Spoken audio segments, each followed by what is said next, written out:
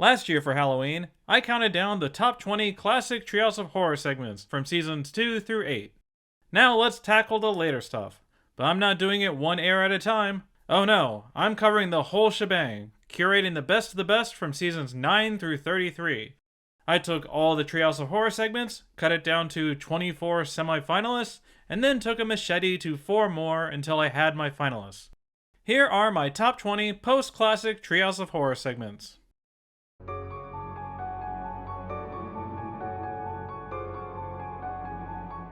House of Wax is one of those rare Treehouse segments that's primarily driven by its personality. And by personality, I of course mean Pierce Brosnan. This is such a delightful performance by Mr. Remington Steele himself, that smooth, cultured voice coming out of this cold, sterile computer. We get a little bit of that 2001 A Space Odyssey overzealous AI storyline, and a little bit of that typical guest star wooing Marge storyline. The fact that this house is so clumsy and obvious about his intentions makes it even better. How oblivious Homer and Marge are at first, and then how heavy-handed he gets in worming his way in there. Very subtle, dude. Bonus points for foreshadowing the trap he sets for Homer. Homer surviving is a pretty big ass pull, all things considered, but those little setups and payoffs are much appreciated.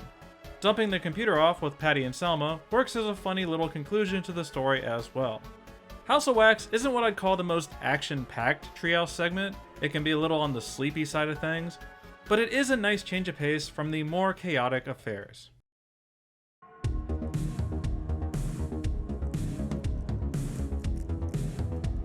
Stop the World, I Wanna Goof Off is just a straight-up solid sci-fi story. I mean, it was done previously as a Twilight Zone, and was made later into the film Clockstoppers, so why shouldn't The Simpsons try their hand at it? I feel like this one hits its stride in the middle, where they do scene after scene of Bart and Milhouse pranking everyone.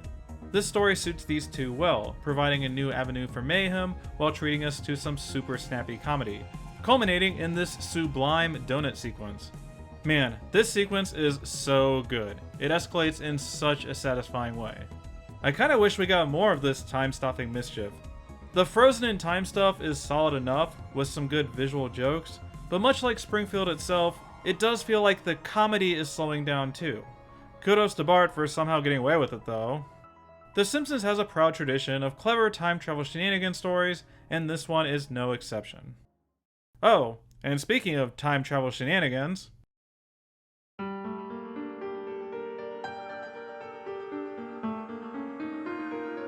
Bart and Homer's Excellent Adventure isn't scary. Not one bit. It's probably the least scary Halloween segment they ever did. It feels more like an anthology story, really. So to some degree, it's going to lose points because it's October and I want some frights. But aside from that, this thing is great. Doing a Back to the Future with the events of The Way We Was is a genius concept. Much like the films, it understands that the audience wants to see this original episode from a different perspective, get the behind-the-scenes secret stuff. I hear if you go back to the original Season 2 episode, you can see Bart's hair peeking out of the trash can, or a glimpse of his shadow when Homer leaves his seat. In general, we want to see them get the little details correct, right down to the detention girl who wouldn't date Barney if he were Elliot Gould. And then the big reveal in the future with Artie Ziff and Barty Ziff, great stuff. I guess the ending does feel a teensy bit desperate, throwing a whole bunch of Homers at the wall for some easy laughs, but it does work well as a time travel story, and does link up with Marge's character. If they could have figured out a way to get some legit scares into the story, it would be a Halloween classic. Still, an excellent anthology of interest.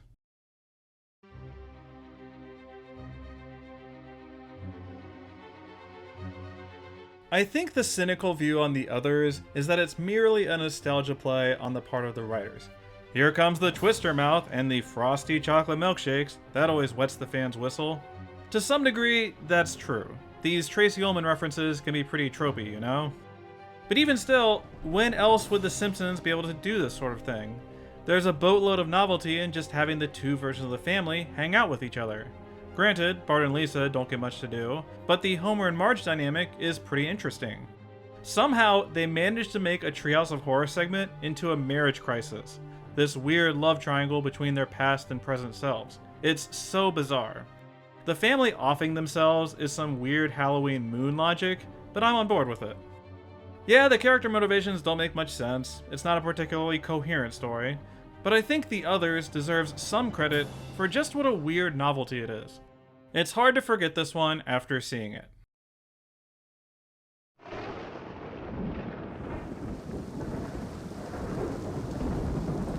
How do people feel about Hell Toupée? I've always enjoyed this one, but I never hear anyone talk about it. Is it some of the jokes not landing? Do people just not care about Snake? I really dig Homer's performance here, his body language and the way he emotes. I know I'm kind of describing him like he's a live-action actor, but it's so compelling how he fuses together with Snake, how his demeanor totally changes. We get those sinister eyes and menacing gestures. We talk about jerk-ass Homer, but he's never been like this. Terrifying. And it's not like he's being possessed by some random ghost or monster.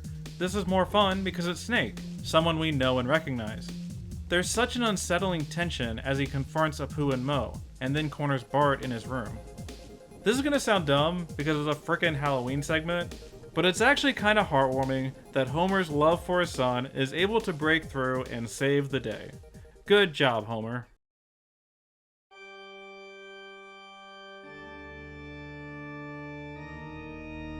Much like The Others, what I really value in The Terror of Tiny Toon is the chance to bring unique character groups together, this time Bart and Lisa together with Itchy and Scratchy. They had always been linked in a sense, but we finally get to see Bart and Lisa in their world and how they react to each other. Itchy and Scratchy aren't merely written as empty-headed homicidal maniacs, instead they're shocked and appalled by the kids' amusement. Who would have known these two view their work as serious business? Obviously there's a ton of Roger Rabbit appeal here. Itchy and Scratchy breaking all the rules, Bart and Lisa using Toon logic to survive. Homer provides an extra dimension as a change of pace. It's neat how they integrated this live action shot into the story. I wish they had jumped through more random channels. They could have easily milked this for more humor. The ending is a bit on the corny side, but I'm into it. Nice Snowball 2 joke. The only thing that holds The Terror of Tiny Toon back for me is that it's a bit aimless and simplistic, just a bunch of running around. But I think that's what you want out of a middle segment in a Treehouse of Horror. It's fun, it's breezy, it's straightforward.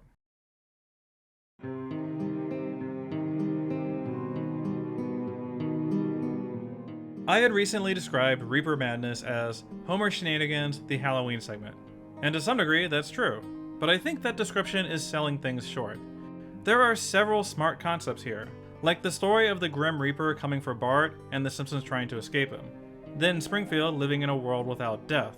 Then Homer doing the job of the Grim Reaper himself.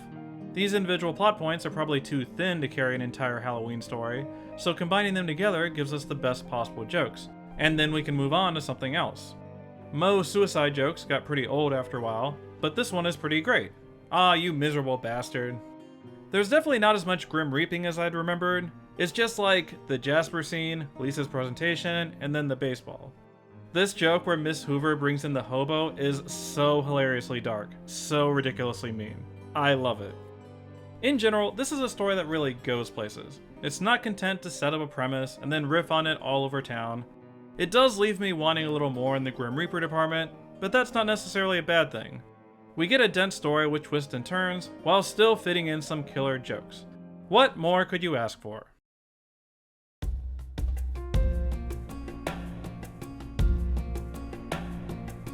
You know what elevates the Ned Zone to the next level? Its sense of drama. I mean, yeah, all of Flanders' death premonition stuff is well executed, of course. They successfully established the premise, allowing Hibbert and Moleman deaths to play around with. But I think the personal angle with Homer, the twist of Flanders shooting him, makes this thing truly interesting. Kinda feels like they're bringing a smidge of Minority Report into this premise. It's fun seeing Homer taunting Ned, this constant back and forth on what Ned should actually do. How do you change the future when you're arguing with an idiot? Yeah, there's definitely the argument that Homer is way too stupid and irresponsible to self-destruct the reactor on command, even in a Halloween segment. It's a fair criticism, I suppose. But my god, the drama of Flanders being forced to shoot him. It's such a cool moment. And then that hilariously overdrawn death flop near the button, so good. The Ned Zone serves as yet another example of why Homer and Flanders are one of the series' all-time best character duos.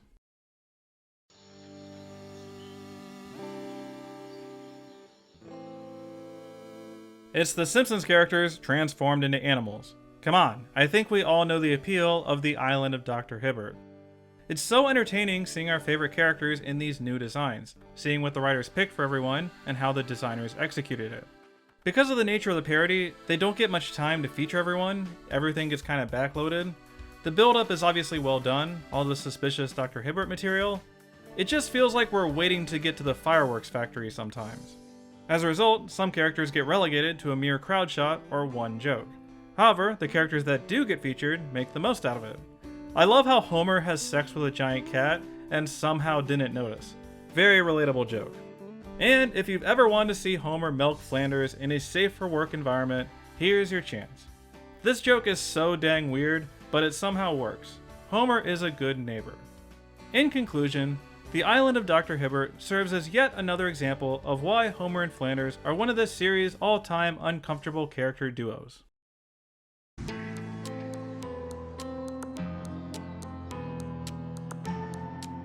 I love the aggressiveness of this segment. How it's this cold open, and then boom, we're off to the races. No preamble like most treehouses, the format here says go go go. It frees up more time for more chaos in Springfield. The writers can include more secondary characters in the adventure.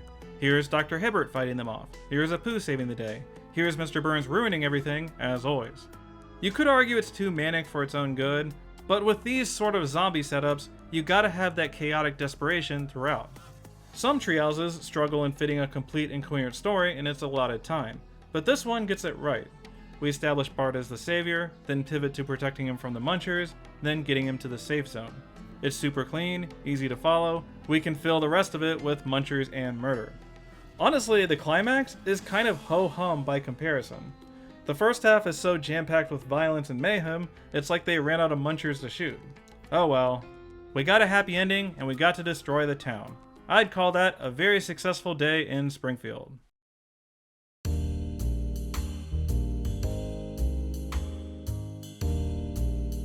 So I watched a whole bunch of Peanut specials as a child. I'm a regular Toonerific Tariq in this regard.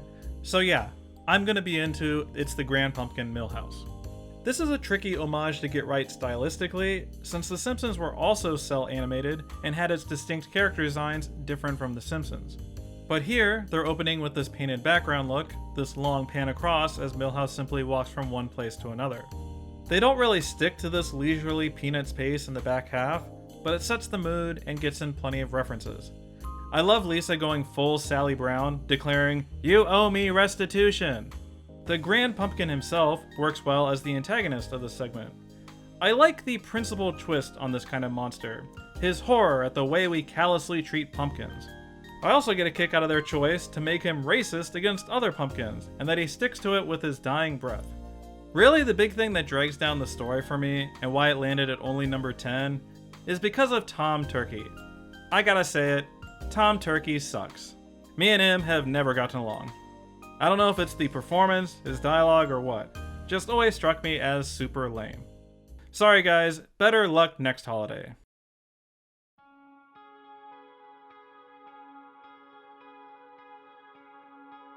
Remember in iDobot when they kept killing off all of Lisa's cats?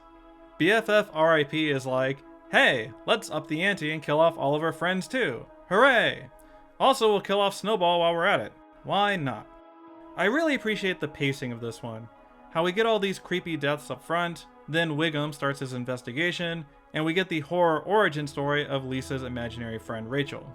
Now Rachel can appear to Lisa and take a more aggressively antagonistic role, ratcheting up the violence and drama. This segment borrows a trick from the Grand Pumpkin, with characters' imaginations manifesting new creations, but I think it's much improved here, more central to the story. Also, this is definitely a personal preference, but Sergeant Sausage is way better than Tom Turkey. Like, way better. Sergeant Sausage is a goddamn American hero. When it comes down to it, Homer's imagination is better than Milhouse's imagination. Anyway, enough sausage talk. BFF R.I.P. is an incredibly well-rounded story, full of intrigue, violence, and creativity. It's not flashy, but it does the job.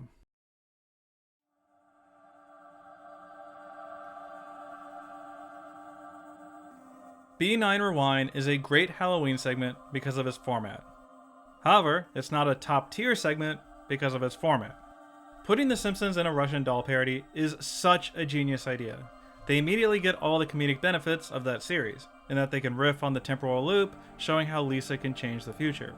But most importantly, do these snappy death montages. Lisa and Nelson get killed in so many hilariously abrupt ways, the writers expertly messing with our expectations. It's a good change of pace for Lisa. I commented in that Simpsons Mysteries that the writers don't like killing her off or putting her in danger, but now she and Nelson are number 1 and number 2 on the number of deaths list. People who love Lisa stories, especially alongside Nelson, would love this segment. People who hate Lisa and want her dead would also love this segment. There's something here for everyone. The downside here is its ending. Doing an ambitious format like Russian Doll means you gotta yada yada the way out of the loop, and the conclusion they come up with is not that convincing. It could definitely be worse, at least this is kind of foreshadowed. The whole thing just comes off as all format, no payoff. But despite this, it's clearly a good format with some excellent jokes, so it's definitely earned its spot on this countdown.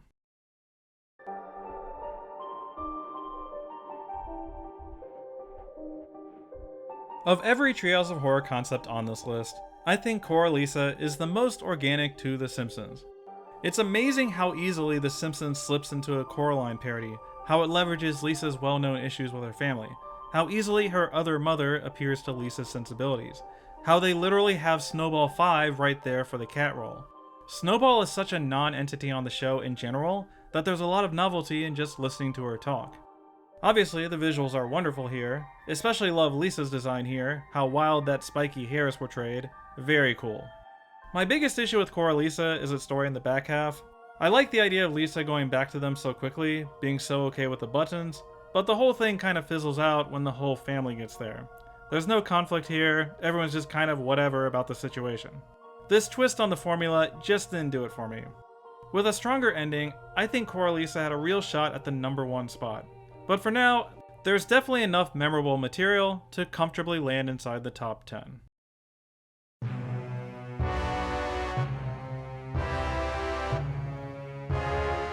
I don't know if I'm underrating Night of the Dolphin or overrating it. I've seen people who really don't care for this one, but others who would put it right at the top. I think what's cool about this one is how they balance its silliness with its violence. If you're gonna do Jaws parody stuff with dolphins, you gotta go for it. You gotta have them really rough up Lenny in the water, rip the sea captain apart, disembowel groundskeeper Willie. I think this more violent approach works well. They probably could have gone even further with it. I don't generally have that bloodlust in these Halloween segments, but even I want to see these killer dolphins lay waste to everyone. They're still dolphins after all, the clowns of the sea, so it'll always be easy to snap back to jokes about being caught in a net or Snorky's initial adorable voice. The Simpsons writers somehow managed to make dolphins scary, you gotta hand it to them. I could have done without the Free Willy homage though. You get points for doing the birds later, very classy stuff, but come on guys, it was the year 2000. Y'all were late to your own party.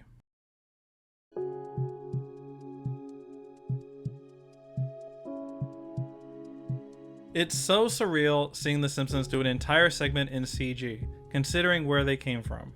Of course, the same could be said for Coralisa, but this is even more impressive to me since they're going for the traditional look that should match their 2D models.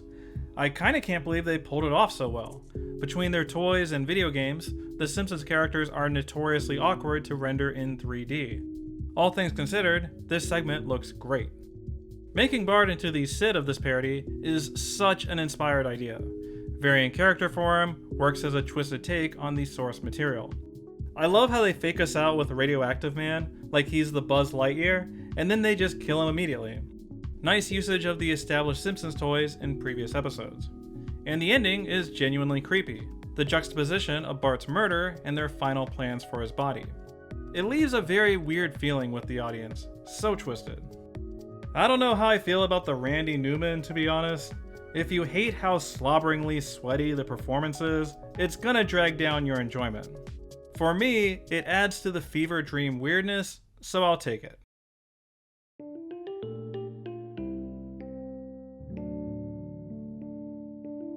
Much like the earlier examples, Oh the Places You'll Do ranks pretty high for its visual splendor. I just love looking at this segment. There's so much stuff going on in the background, so many clever character designs and nods to Dr. Seuss. In some ways, it feels like they're shooting fish in a barrel. A lot of us are going to be nostalgic for the source material, it's child play to give us the warm fuzzies. But as always, it's all in the execution, and I think they nailed it. The narration is chock full of whimsical and imaginative rhymes, they put a clever murderous spin on the Cat in the Hat, Homer gets to lean into his violent tendencies.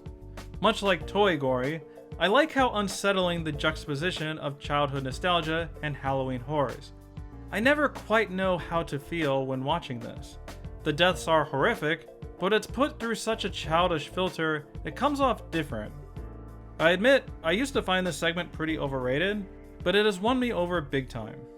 Huge kudos to the animation crew, they made Oh the Places You'll Do truly a sight to behold.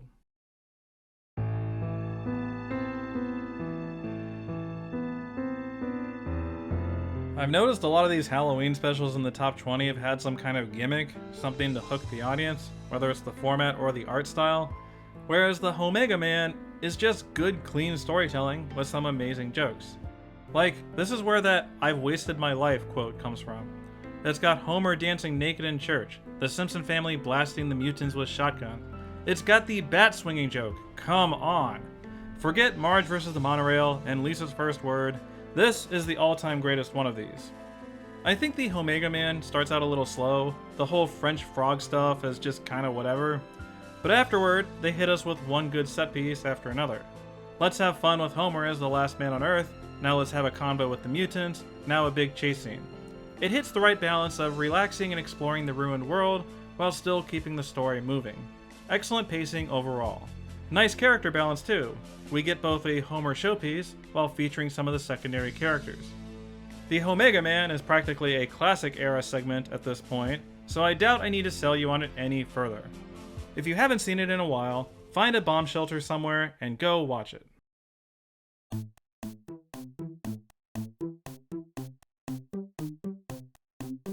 Maybe this ranking is sacrilege, but truthfully, this was surprisingly close to being number one. I love this thing so much. I think what truly stands out about Dial M for Murder, etc. is its sense of tension and suspense. Doing a Hitchcock homage is so unlike other Treehouse stories. There's no big monster chasing people down, no central overarching problem creating chaos in Springfield. No, this is a very typical Bart and Lisa kind of story for the series, just taken to a murderous extreme. I love how matter-of-fact Bart is about his scheme, that these crisscross murders are just like another prank to him. It's creepy how effortlessly he slips into this role. It's fun watching Lisa deal with the pressure he puts on her. This paper cutter scene with Krabappel is so silly intense. To be honest, there's some novelty of just watching Lisa and Mrs. Krabappel together. They're such a rare character pairing in the series. I'm not entirely sure if I'm just a sucker for the black and white coloration for this homage, but this does feel more artistic and stylish than other Treehouse of Horrors. There are some legitimately beautiful compositions and sequences here, the character acting so sharp and dynamic. I mean, they did a dolly zoom for goodness sake. A dolly zoom. We gotta go back to the original Treehouse of Horror for one of those. Overall, Dial M for Murder, etc. is beautifully directed, full of wonderful performances and excellent dialogue. Alfred Hitchcock would be proud.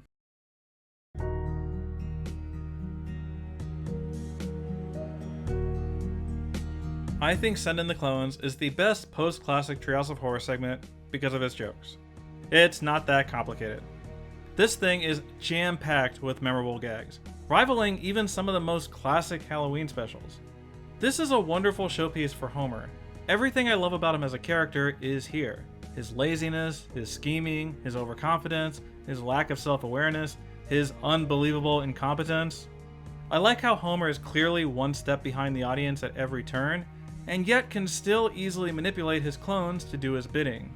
When your dumb character is the smartest guy in the room, you're gonna get some big laughs. This scene in particular gets me every single time. The setup, the comedic timing, the abrupt shotgun blasts, perfect. Top tier Simpsons joke right here. Send in the Clones truly does feel like a celebration of Homer Simpson, from frosty chocolate milkshakes to falling down Springfield Gorge. Unlike other segments that directly trade on this nostalgia, this sense of self-celebration, Send in the Clones gives us the quintessential Homer adventure.